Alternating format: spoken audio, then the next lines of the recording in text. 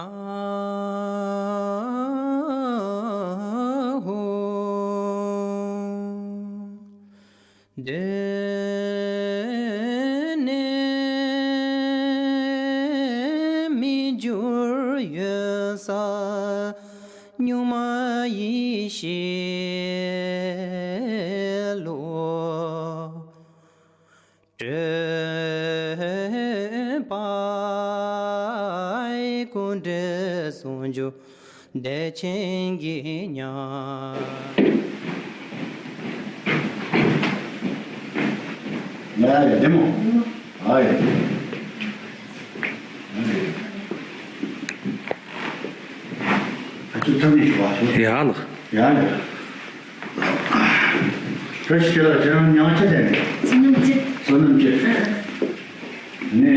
you speak English, yeah? Yes, I can speak English. Yeah. So, are you teaching here? Yes, I am an English teacher here. Okay. So, can you introduce yourself, please? Yes, of course. My name is Sogan Rinpoche, and I'm from Tibet. And I grew up in a Tibetan nomadic family in Tibet. And then when I was 9 years old, then I started to go to school. Yeah. Okay. So, so first you went to school in Jigdor, and then you came here? First, I went to a town called Sogan. Okay. We had a primary school there. I was in there, and then I went, after 5 years, I went to Jigdor County. There is a middle school, Tibetan middle school. And after another 3 years, I came here for 1.5 years, and then I went to singing for 5 years. Oh, wonderful. So after singing, I heard you went to some other country to learn English? Yes, after I studied in the Philippines for 5 years, I had a chance to study in the Philippines to have my master degree there, and I majored in international studies. Oh, okay. So how you found this teaching here? Somebody's calling you, or you asked them to teach here? Or? I was graduated in 2008 and here from the Philippines. Okay. And then I came back to this country in May of 2008, and then I started to look for a job. And in August, there is an international organization called TPF, the Bridge Fund.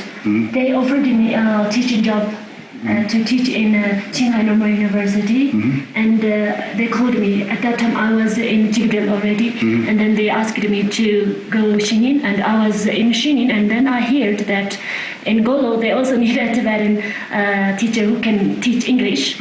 So I called my this organization that I asked if I can go back to Golo, because in Shinin they can find a lot of people they can teach English, but Golo is a very harsh.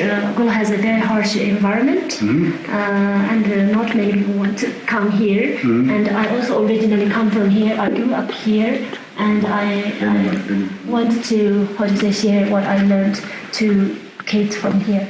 So I come back here. Okay, so how many students do you have? Right now, I'm teaching for 4 classes. In each class, there are around 47 students. Oh, wow. Yeah. I see. So total, how many students are here? Here in the school? Yeah, in the school? I think over 1,000 students. Oh, over 1,000 yes, students. It's a big school. Do you know how many students graduate in every year? Around 300. Around 300, yes. I see. Okay. Last year, over 350. Yes. Okay. So do you know how many students are able to go to the college from here? This year, 65% of the graduated students had the chance to go to the colleges. I see. Which college they go? Some colleges in Qinghai, and they also go to colleges in Sichuan, also in universities in other cities of China. I see. Okay. Okay. So, as you're teaching in the Kunsel Kyetsal, and we opened this Kunsel Kyetsal 2007. So now you teach here several years. Yes. So, do you think and how the students' prosperity, the study, and also how maintaining this building and the school. When I came here to the school, it was 2008, and at that time this building was very new, and this building was I think the newest and the best building in fact in the school at that time. Of course, during these 5 years, the government also built some other buildings, but during the huge earthquake, we also had to reconstruct some other constructions because they're not very strong. At that time, really, we didn't have enough space to put all the students. So at that time, we tried to put as many students as possible in Kunsel Kyetsal here, and then there were, I think, around 200 and some students really graduated from this building. And then this year, a new building completed, and most of the classes are having in that building. However, we have laboratories here, for example, a chemical laboratory, physical laboratory, and also we have libraries like Tibetan libraries and Chinese libraries, and also we have 2 computer rooms. And for example, when students have experimental classes like chemical experiment, they come here to have class. Yes. Really okay, so from the students, do you think and how many persons can educate Tibetan reading, writing, and language, and also English and Chinese? Which is more persons? Sorry, can you? The students, yes. From the amount of students.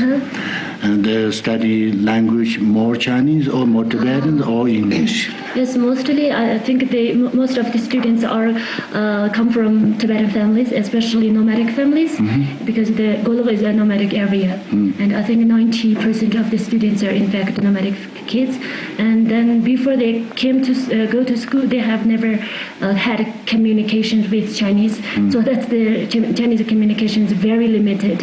So that they really like to study Tibetan. However, they need to, of course, study Chinese. And also here in the school, we also opened English as a language class, so which means we're teaching 3 languages to these kids.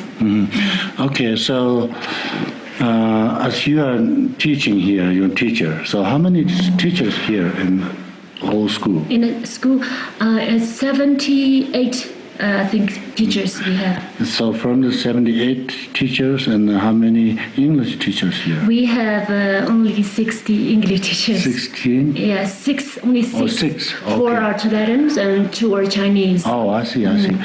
Okay, so wonderful. So, so you're as Golo girl and teaching here English. Yes. So, and we're here in Kunsel Kyetsal. So you're teaching here. So what you going to say our sponsors back to United States? Thank you very much to sponsor this building. And it was really very beneficial for the kids of these nomadic families here around Golo. And many of students graduated from here, and many more, will graduate from this building. And it was really beneficial, and we really appreciated that not only about the money that you have spent, but you concerned that I think your concern is that you believed that education can change a society, and that if you provide a better environment for the students, then it means that they can really better study, and that means they can be more qualified, and also which means if we have more qualified students and people in the society, which means we will have a better developed society. Okay. So you say every year how many students graduate? Around, I can only say around because each year is different. This year is, I think, around 350 students graduated. So from 350 students graduate, and how many can go to college? 65%. 65%, I see.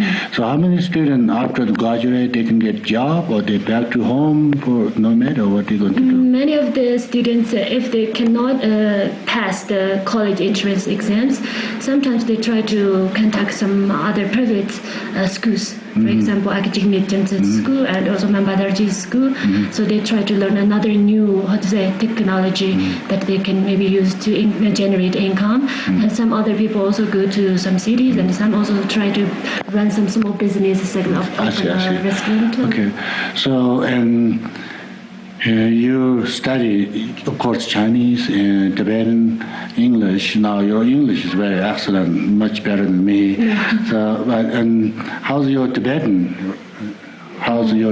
My Tibetan is, I think, really good. I mean, I'm a real organic Tibetan grassland girl who cannot be good. And my Chinese is also, I think, kind of better than my English. I see. So you can reading everything in Tibetan, yeah? Yes, of course. So, okay. Thank you so much. You're welcome. Okay, thank you. Okay, Sonam Kit.